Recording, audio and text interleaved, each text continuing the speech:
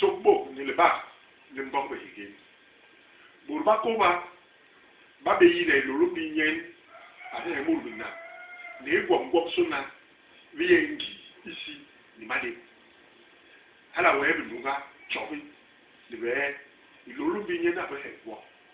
Lolo bi abe igwom bi ni inyule hala abili milni. John burba koba ba be ning ni gwom mam. Le ba wo sban igwom ni lolo bi abe ndi ba be nong mu ikokok inyule ayiba tuute.